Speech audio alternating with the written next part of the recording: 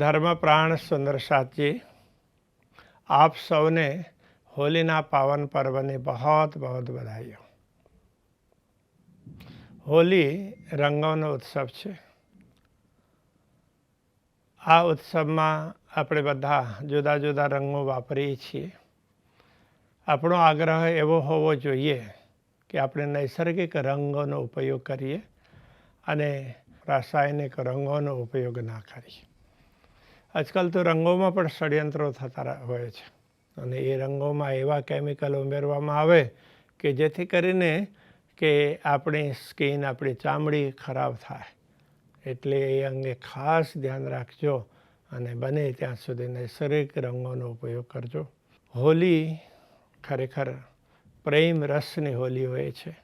બ્રજમંડળમાં પૂર્ણ બ્રહ્મ પરમાત્મા શ્રી કૃષ્ણજીએ બ્રહ્માત્માઓની સાથે પ્રેમની હોલી, પ્રેમના રંગમાં તરબોર થઈને ખેલી હતી।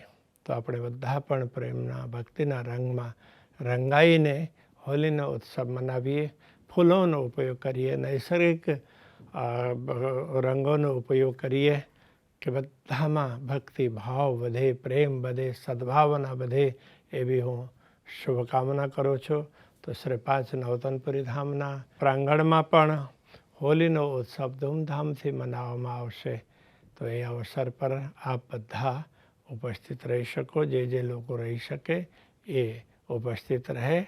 બધાને આમંત્રણ પણ છે, સ્વાગત પણ છે અને હોલી માટે ફરીથી હું આપ સૌને ખૂબ ખૂબ બધાઈ અને ખૂબ ખૂબ બધાઈ આપું છું કે આપ ખૂબ શાંતિથી હોલીનો ઉત્સવ મનાવી શકો। પૂર્ણ બ્રહ્મ પરમાત્માની અપાર કૃપા આપ સૌ ઉપર બની રહે એવી શુભકામના વ્યક્ત કરું છું અને રંગોના ઉત્સવની ખૂબ ખૂબ બધાઈ આપ સૌને પાઠવું છું।